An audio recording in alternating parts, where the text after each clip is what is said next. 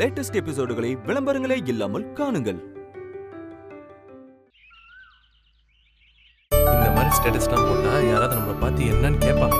பதில் சொல்லிட்டே இருக்கும். கார்த்திக் சார், காஃபி எடுத்துக்கோங்க. தேங்க்ஸ். இந்தாங்கம்மா. உனக்கு காஃபி வேண்டாம்ல? காஃபி வேண்டாம். சமத்து. இந்தாங்கம்மா, காஃபி எடுத்துக்கோங்க. மம்மி. விக்ரம், காஃபி குடிக்கிறியா? இல்ல வேண்டாம் மம்மி, வீட்லயே டாடி கொடுத்தாரு. சரிடா. என்ன தானியா, இப்போ உடம்பு பரவாயில்லையா? நல்லா இருக்கேன் விக்ரம். வினய் எங்க காணோம்?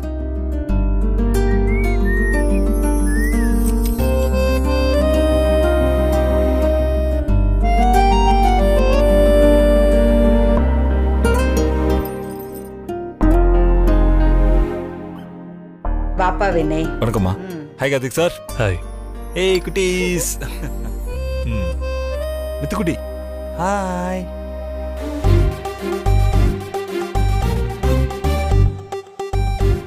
என்ன இவன் ஆளும் நடவடிக்கையும் ஒரு மார்க்கமா இருக்கானே. அம்மாடி மித்ரா, நீ போய் வினய்க்கு காஃபி எடுத்துட்டு வாமா. சரிங்கம்மா. Strong coffee.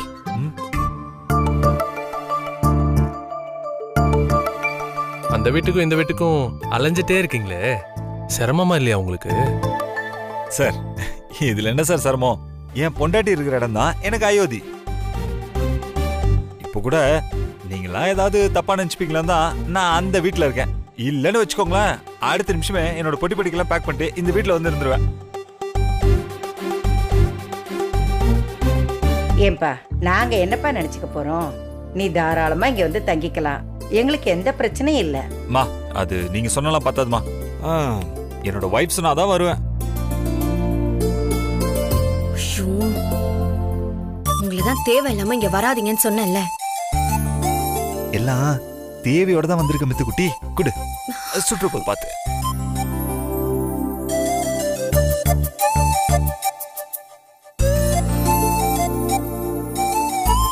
மித்ரா, வினய் தம்பிக்கு தான் இங்க தங்கி பழக்கம் இருக்குல்ல, பேசாம வினய் விக்ரமும் இங்கே தங்கிக்கிட்டுமே. ஐயோ, அவர் எதுக்குமா இங்க தங்கணும்? அவருக்கு என்ன இடமா இல்ல? ஊர்ல வேற 4 வீடு இருக்கு. 4 வீடு இருக்கு மித்ரா, ஆனா ஒரு வீட்ல கூட நீ இல்லையே. Daddy super daddy.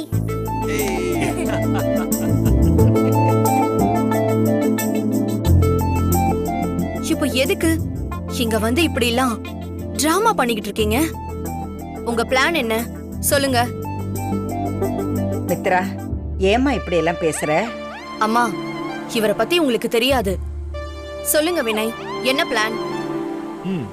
Correct plan தான். இத்தனை வருஷம் ஆனாலும் என்ன பத்தி நீ கரெக்டா புரிஞ்சு வச்சிட்டு இருக்க பாத்தியா? நான் உங்களுக்கு ஒரு குட்டி கதை சொல்லட்டுமா?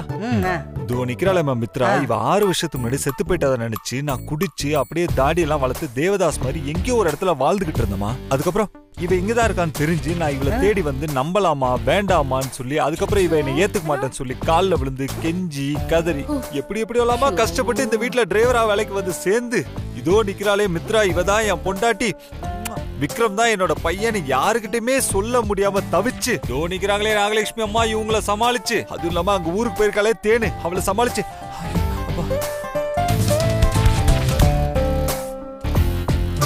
போதும் போதும்பா. அட இருங்க, முடிக்கலங்க. இதெல்லாம் சொல்லி முடிக்கிறதுக்குள்ள அப்பா எனக்கு தலைய சுத்துரும் போல இருக்கு. சூப்பரா? Super daddy. இப்போ எதுக்கு இந்த கதையெல்லாம் சொல்லிக்கிட்டு இருக்கீங்க? நான் உங்ககிட்ட வந்து கஷ்டப்படுங்கன்னு சொன்னேனா? Stop Mitra, cool Mitra.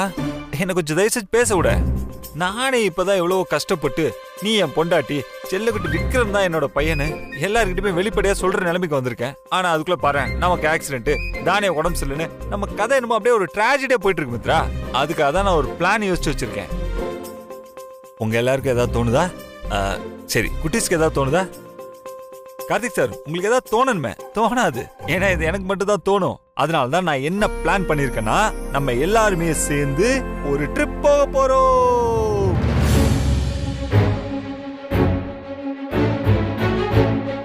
ட்ரிப்பா? Jolly jolly jolly jolly jolly jolly.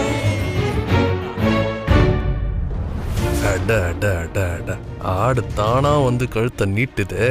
இந்த சந்தர்ப்பத்தை எப்படியாவது யூஸ் பண்ணிக்கணும். கார்த்திக், நாமளும் போலாமாப்பா? என்ன மித்ரா? இல்லம்மா, எனக்கு என்னமோ இது சரியா வரும்னு தோணல. ஏ ஏ ஏ உனக்கு மட்டும் தோணல? ஆமா ஏன்? நீங்க 2 பேரும் கொஞ்ச நேரம் அமைதியா இருங்க. அம்மா, விக்ரம்க்கும் தானியாக்கும் எக்ஸாம் நெருங்கிருச்சு.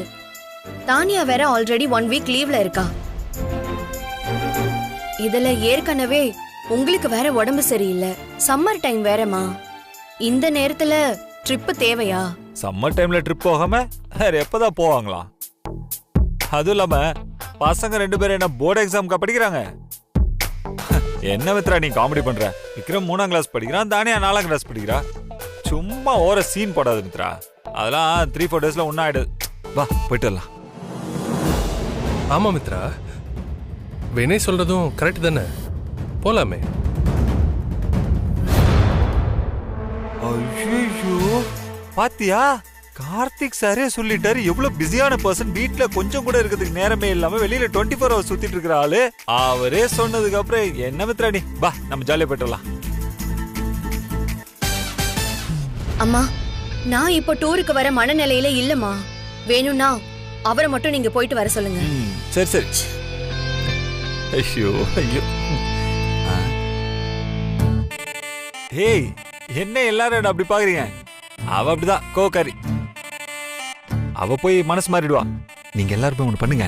நான் இங்க இருந்து போனதுக்கு அப்புறம் நீங்க நைஸா அவகிட்ட பேசி எப்படியாவது அவளை காம்ப்ரமைஸ் பண்ணிடுங்க. குட்டீஸ், நீங்க அவங்களை எப்படியாவது காம்ப்ரமைஸ் பண்ணிடுங்க, சரியா? ஓகே. கார்த்திக் சார், நீங்க சொன்னா அவங்க கேட்காமலா இருப்பாங்க. எப்படியாவது காம்ப்ரமைஸ் பண்ணுங்க. பைமா. Bye bye bye bye bye. Bye daddy. பாய்.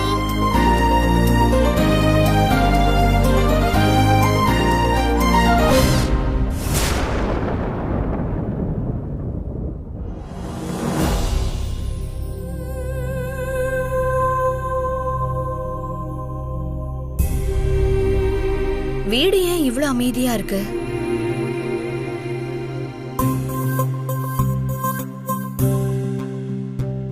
விக்ரம், தானியா. விக்ரம், என்கிட்ட பேசாத மம்மி. ஆமா மித்ரமா, என்கிட்ட பேசாதீங்க. என்ன இப்ப என்ன ஆச்சு? எதுக்கு 2 பேரும் என் மேல கோவத்துல இருக்கீங்க? ஏன் மம்மி, ட்ரிப்பு போலான்னு டாடி சொன்னார்ல, அதுல உனக்கு என்ன பிரச்சனை? உனக்கு என்ன, நீ டாடி கூட ட்ரிப்பு போயிருப்ப. நான்லாம் இன்னும் போனதே இல்ல. ஒரு சின்ன பையன் ஆசைய இப்படி கெடுத்துட்டே மம்மி. டேய், ஓவரா பேசாத. நீ போகணும்னா தாராளமா உன் டாடி கூட போயிட்டு வா. என்னையே கூப்பிடுற?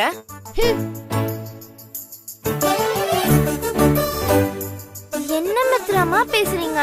விக்ரம் டாடி மம்மின்னு 2 பேரு கூடவும் போகணும்னு ஆசைப்படுறான். தானியா, நீ அவனுக்கு சப்போர்ட் பண்றியா? ஆமா மித்ராமா, இந்த வீட்ல வினய் அங்கிள் சொல்ற மாதிரி எப்ப பார்த்தாலும் ஏதாவது ஒரு பிரச்சனை வந்துட்டே இருக்கு. எல்லாரும் மூஞ்ச தூக்கி வச்சிட்டு இருந்தா எங்களுக்கும் போர் அடிக்காதா? எங்களுக்கும் ஜாலியா போயிட்டு வரணும்னு ஆசை இருக்காதா? ஜாலியா போயிட்டு வந்தா நல்லா தானே இருக்கும்.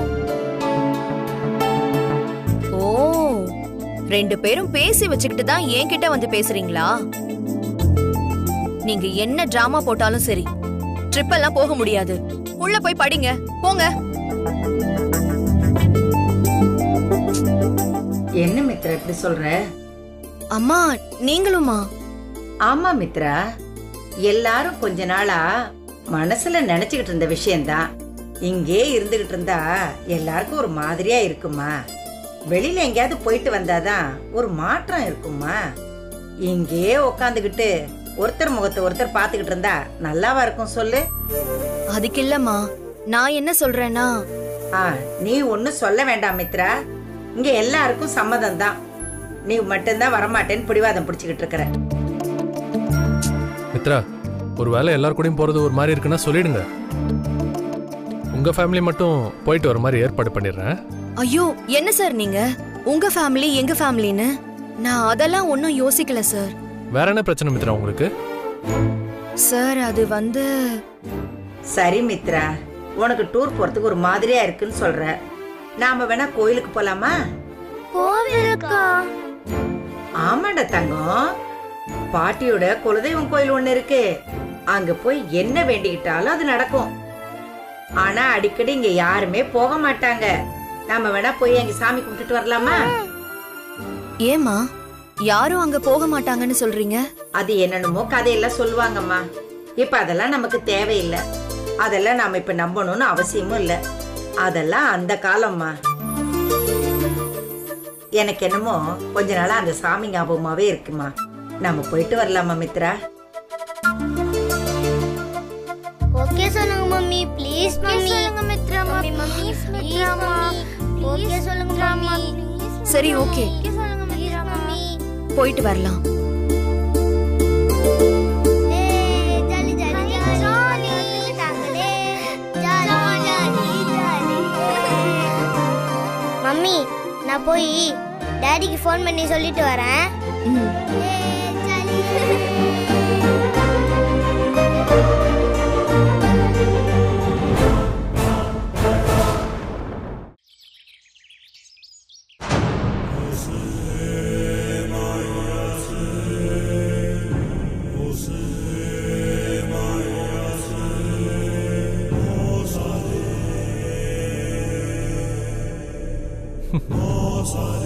என்ன கார்த்தி, ஒரு வழியா நீ நினைச்சதெல்லாம் நடக்க போதில்ல? நீயே ஆரம்பத்தில் அவங்க எல்லாரும் ட்ரிப்புக்கு கூப்பிட்ட, அப்ப எதுவும் ஒர்க் அவுட் ஆகல. இப்போ வினய வந்து ட்ரிப்புக்கு போலான்னு கூப்பிடுறான். இந்த வாய்ப்பு நமக்கு கிடைச்ச பம்பர் ஜாக்பாட். இதை நம்ம மிஸ் பண்ணிடவே கூடாது.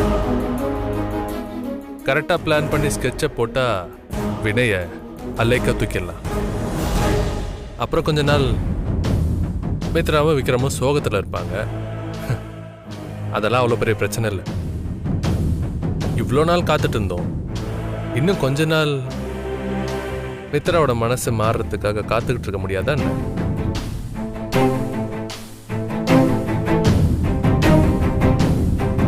மித்ரா மட்டும் மனசு மாறிட்டான்னா அப்புறம் நான், மித்ரா, தான்யா, விக்ரம்னு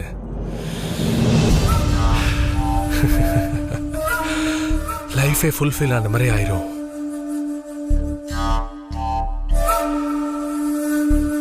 ஆனா இதெல்லாம் நடக்கணும்னா முதல்ல அதுக்கு முட்டுக்கட்டையா இருக்கிற அந்த வினைய தூக்கணும். இருடா, உன்னை இந்த ஊர்லயே வச்சு தூக்குனாதான பிரச்சனை. சந்தேகமே இல்லாம வெளியூர்ல வச்சு தூக்கிட்டா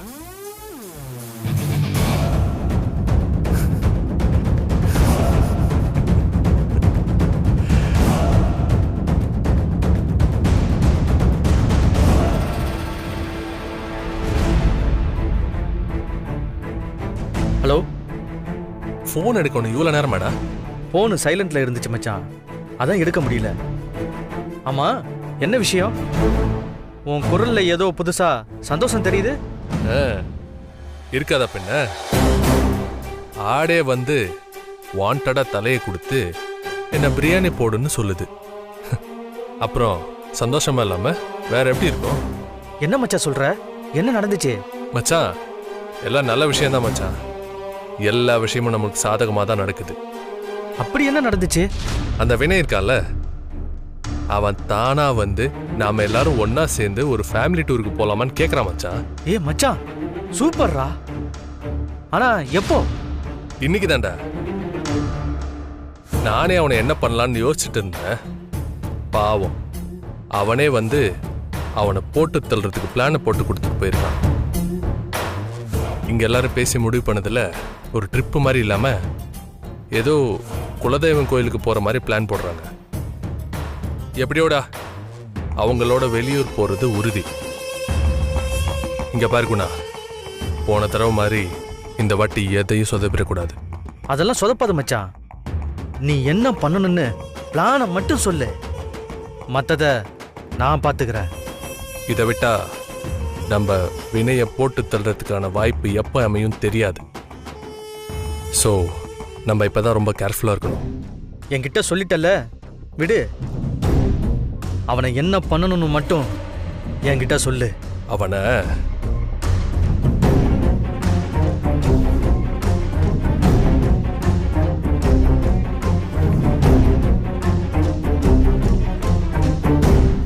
ஏன் மச்சான், இதை விட ஒரு சிறப்பான சம்பவத்தை யாராலையும் யோசிக்க முடியாது. நான் பாத்துக்கிறேன், நீ ஆளை மட்டும் கொண்டு வா. மச்சான் பிசிறு இல்லாம முடிச்சிரு. எல்லாத்தையும் நான் பாத்துக்கிறேன். ஓகே மச்சான்.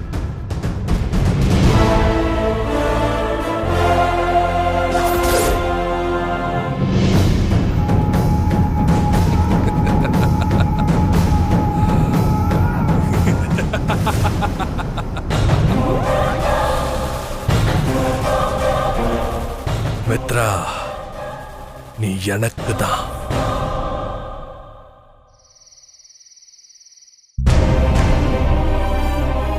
டேய் மாப்ள, இது சரியா வருமா? ஏன் சரியா வராது? இல்லைடா, இப்போ அடிக்கிற வெயிலுக்கு நீங்கள் 2 பேரும் கொடைக்கானல் ஊட்டி எங்கேயாவது போனீங்கன்னா திரும்ப வரும்போது நீ ஆசைப்பட்ட மாதிரியே லவ் பேர்ஸாக வரலாம்.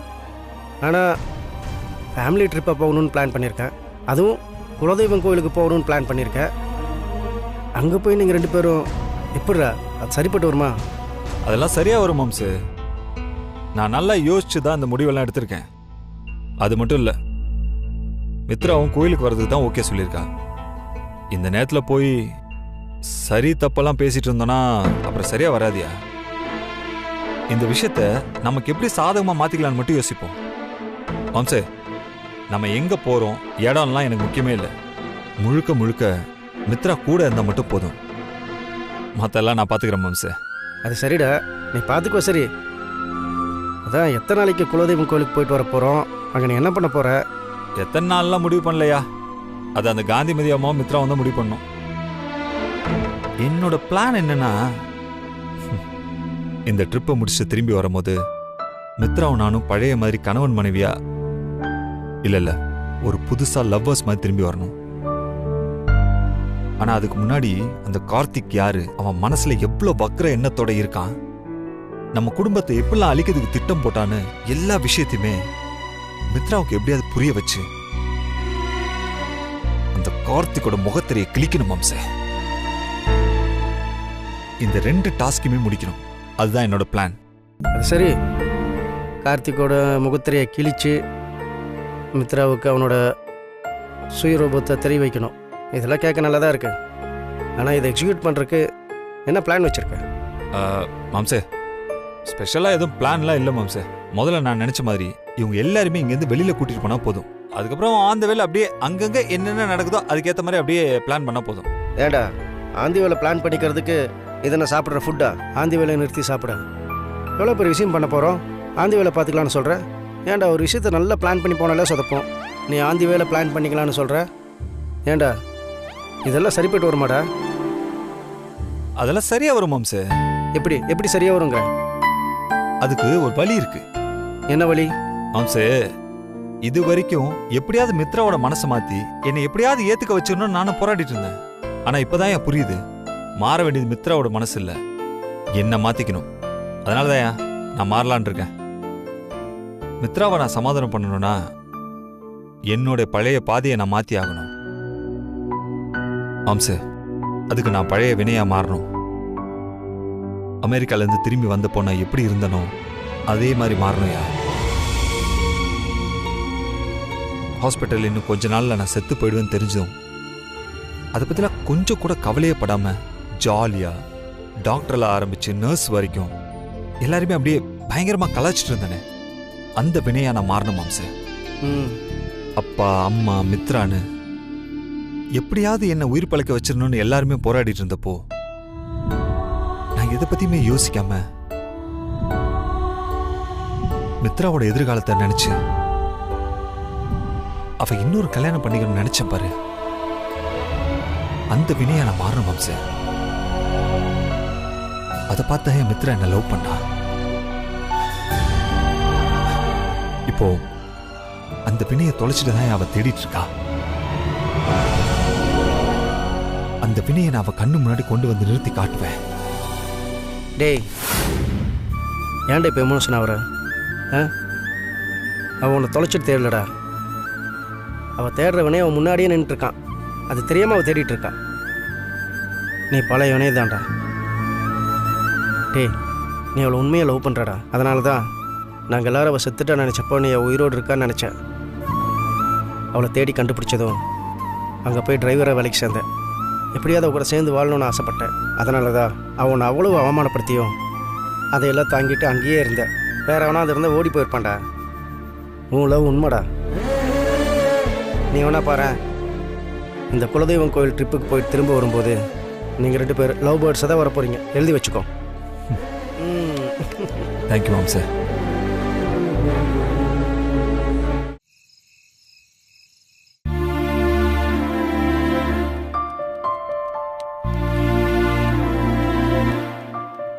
கார்த்திக், என் பையன் தூங்காம என்ன பண்ணிக்கிட்டு இருக்க? நேரத்தோட போய் படுக்கலாம்ல?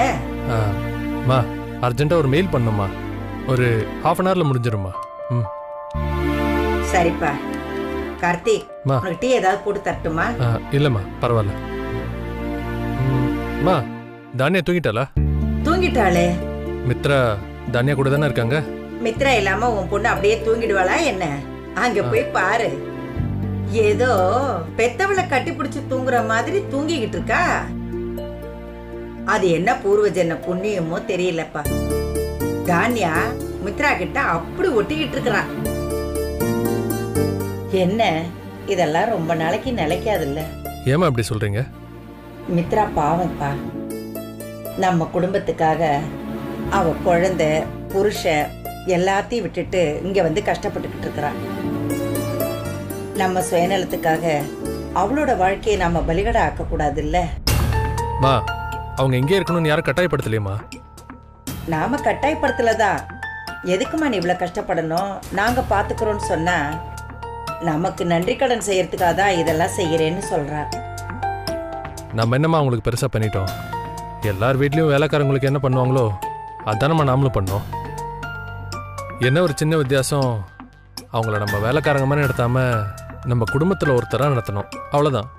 அவ இதை விட எல்லாம் பெருசா சொல்றதெல்லாம் என்னன்னு தெரியுமா உனக்கு? முன்ன பின்ன யாருன்னே தெரியாம வேலை கேட்டு நம்ம வீட்டுக்கு வந்தப்போ அவளுக்கு நான் வேலையும் கொடுத்து தங்கறதுக்கு இடமும் கொடுத்து சாப்பாடு போட்டதோட மட்டும் இல்லாம அவளுக்கு நம்ம பாதுகாப்பாவும் இருந்தோன்னு சொல்றா. உறவுன்னு சொல்லிக்கிறதுக்கு யாருமே இல்லாம தனியா இருந்தவளுக்கு உறவுன்னு கிடைச்சது இந்த வீட்டுலதான்னு சொல்றா. அதனால வாழ்க்கை பூராவும் இந்த வீட்டுல வேலை செஞ்சாலும் அவ பட்ட நன்றி கடனை அடைக்க முடியாதுன்னு அப்பா சொல்ற. உண்மையிலே அப்படியாம்மா சொன்னாங்க? ஆமா கார்த்திக், அவ எதுவும் மிகப்படுத்தி சொல்லலையே.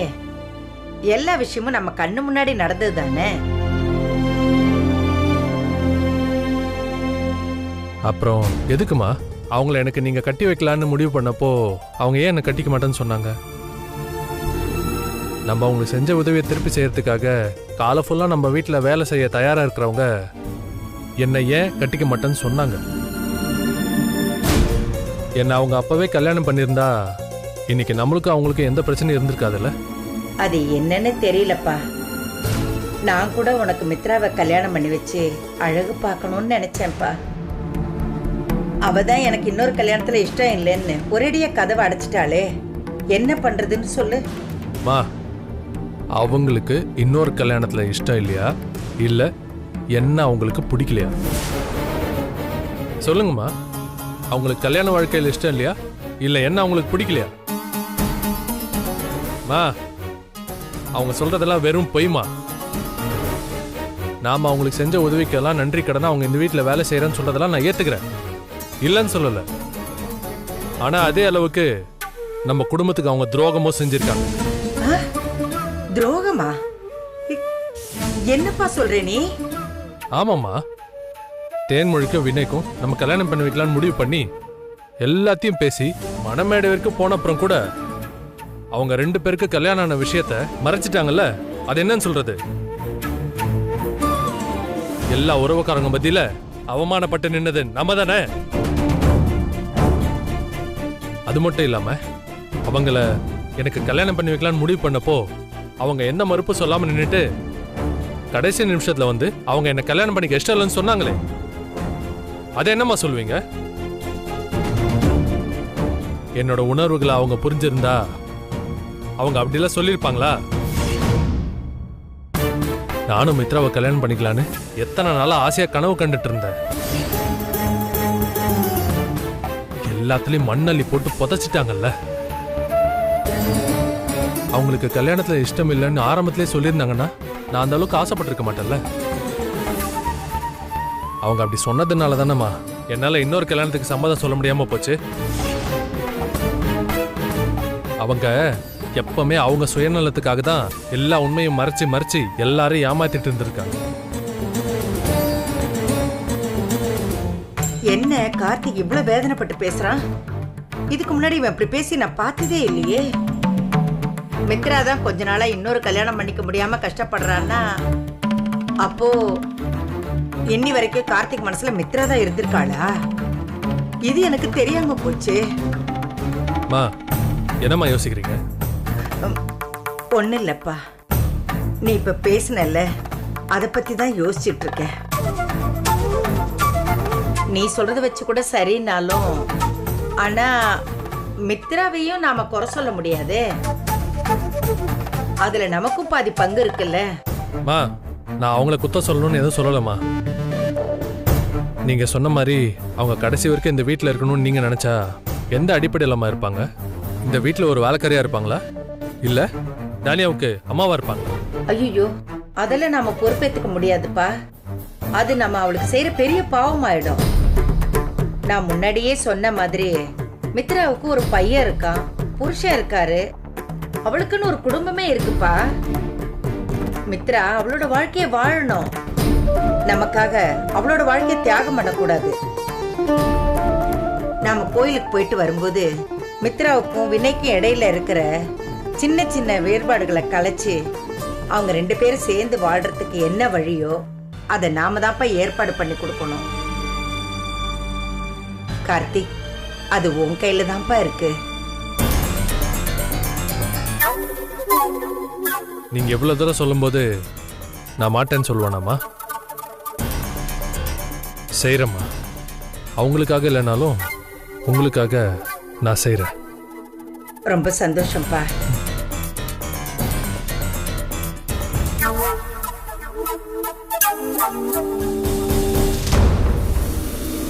நானே இந்த ட்ரிப்பு முடிஞ்சு திரும்ப வரும்போது வினய் கிட்ட இருந்து மித்ராவை பிரிச்சு வினயை காலி பண்ணிட்டு மித்ராவை அடையலான்னு பிளான் பண்ணிட்டு இருக்கேன்.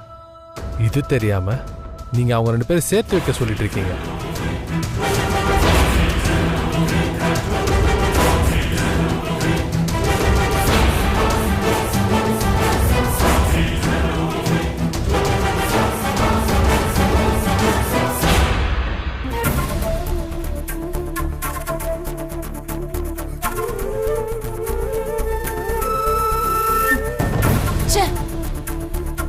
போய் தொலைஞ்சிட்டான்னு நினைச்சா திரும்ப எப்படியோ வந்து இந்த வீட்டுக்குள்ள நுழைஞ்சிட்டா அந்த மித்ரா.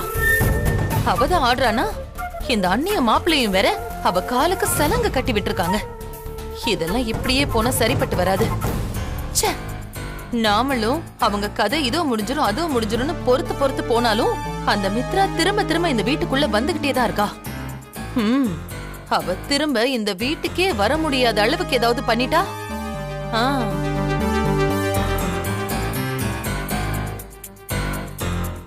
இந்த வீட்டு சபையை கூட்டி எல்லார் முன்னாடியும் என்ன அசிங்கப்படுத்தினதுக்கு புருஷனையும் பொண்டாட்டியையும் நாம எப்படா பழி வாங்குவோம்னு யோசிச்சுக்கிட்டு இருந்தோம். அந்த முட்டாள் வினை அதுக்கு சரியான ஒரு வாய்ப்பை ஏற்படுத்தி கொடுத்துட்டு போயிருக்கான். அந்த ட்ரிப்ல எல்லாருக்கும் ஒரு ஆசை இருக்கும்ல. மாப்பிள்ள வினைய போட்டு தள்ளிட்டு அந்த மித்ரா கூட சேரணும்னு ஆசைப்படுறாரு. ஆனா என்னோட ஆசை அந்த மித்ராவை தீர்த்து கட்டுறதுதான். வினய் மேல இருக்கிற கோவத்துலதான் அவனை முடிச்சிடலான்னு தான் மாப்பிள்ள இந்த ட்ரிப்புக்கே ஒத்துக்கிட்டு இருப்பாரு. எப்படியோ மாப்பிள்ள இந்நேரம் வினய் கதையை முடிக்க என்னெல்லாம் வழி இருக்குன்னு யோசிச்சு வச்சிருப்பாரு. அதே நேரத்துல கையோட கையா மித்ராவையும் நாம முடிக்கணும். எது எப்படியோ இந்த ட்ரிப்போட முடிவுல இவங்க 2 பேருமே திரும்ப வர போறதில்ல. அது வரைக்கும் எனக்கு நிம்மதி.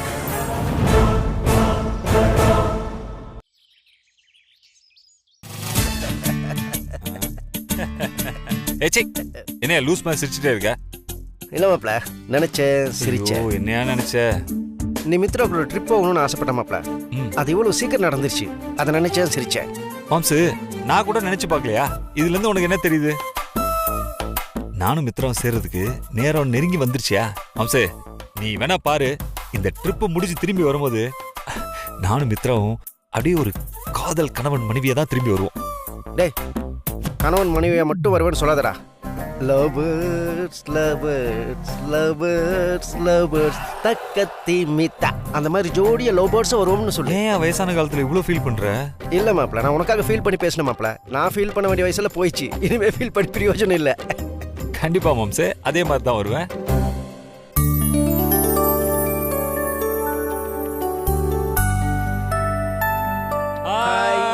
வாங்க வாங்க வாங்க. ஹாய் தானியா. எல்லாரோட லைஃப்ல இந்த ட்ரிப்பை நீங்க மறக்கவே முடியாது. அப்படி ஒரு ட்ரிப்பா இருக்க போகுது. அதுக்கு எல்லாருக்கும் என்னோட அட்வான்ஸ் வாழ்த்துக்கள்.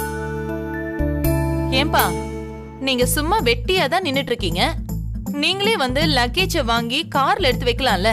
மாம்சு, இந்த லக்கேஜ் எடுத்து உள்ள வையா. மாப்ள, அவ இன்னும் நம்மள லேபர்ஸாவே நினைச்சிட்டு இருக்கா போல இருக்கு. நாகு, அவங்கள என்ன நம்ம வீட்டு வேலைக்காரங்க நினைச்சியா? இப்ப அவங்க நம்ம வீட்டு கெஸ்ட். அவங்கள அப்படியெல்லாம் பேசக்கூடாது. ஐயோ அண்ணி, நான் இவங்கள வேலைக்காரங்கன்னு நினைச்செல்லாம் சொல்லல. நாம பொம்பளைங்க கஷ்டப்பட்டு இதெல்லாம் தூக்கிட்டு வரோம், கொஞ்சம் ஹெல்ப் பண்ணலாம்ல அப்படின்னு கேட்டேன். இதுல என்ன தப்பு? மாம்சு, மேடம் இவ்வளவு வருத்தப்பட்டு சொல்றாங்கல்ல, பாவியா அந்த லக்கேஜ் தூக்கி கொஞ்சம் டிக்கில வைய. ஐயோ மாப்ள, அந்த லக்கேஜ் ரொம்ப வெயிட்டா இருக்கும். ஐயோ, நான் சொன்னது கையில இருக்க லக்கேஜியா? சரி, தாங்க மேடம். நான் இருக்கும்போது நீங்க எதுக்கு கவலைப்படுறீங்க? தாங்க.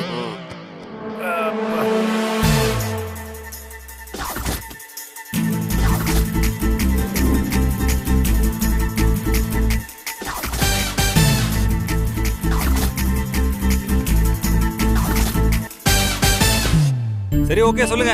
யார் யார் எந்தெந்த கார்ல ஏற்பறீங்க சொல்லுங்க. இது என்னப்பா கேள்வி? இதுக்கு முன்னாடி ஒரே ஃபேமிலியா இருந்தோம். ஆளாளுக்கு வேற வேற கார்ல போயிட்டு இருந்தோம். இப்பதான் 2 ஃபேமிலியும் தனித்தனி ஆயிடுச்சே. மா, அதுக்கு நீங்க இப்ப என்ன சொல்ல வரீங்க? இல்லப்பா, வினய் மித்ராவும் அவங்க 2 பேரும் ஒரு கார்ல வரட்டும், நாம எல்லாரும் ஒரு கார்ல போவோம்.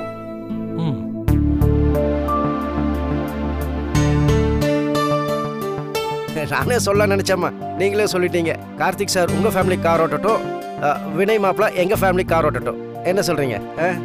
அப்ப நீங்க? நான் சும்மா உட்காந்து வேடிக்கை பார்ப்பேன் ஜன்னல் வெளியில. ஓகேவா? சரி, டைம் ஆகுது. சீக்கிரமா உங்க கார்ல இருக்கோங்க. மித்ரா, நீ வந்து நம்ம கார்ல இருக்கோ? இல்ல வினய், நான் அந்த கார்ல வரல. நான் காந்திமதி அம்மா கூடயும் கார்த்திக் சார் கூடயும் இந்த கார்லயே வரேன். நீங்க பாத்தீங்களா? நீங்க தானே இப்ப யார் யார் எந்தெந்த கார்ல வரணும்னு சொன்னீங்க. இப்ப பாருங்க, மித்ரா உங்க பேச்ச மீறி நடந்துக்கிறாங்க. இதெல்லாம் நல்லதுங்களா? அம்மா, நான் அவர் கூட எல்லாம் போலமா, உங்க கூடயே வரேன். வேணும்னா ரிட்டர்ன் வரும்போது அவங்க கூட கார்லயே வரேன். வினய் உயிரோட இருந்தாதான் மித்ரா திரும்பி வருவான். அவன் ஆசைப்படுற மாதிரி அவனோட கடைசி ஆசை நிறைவேற்றி தான் வையன்.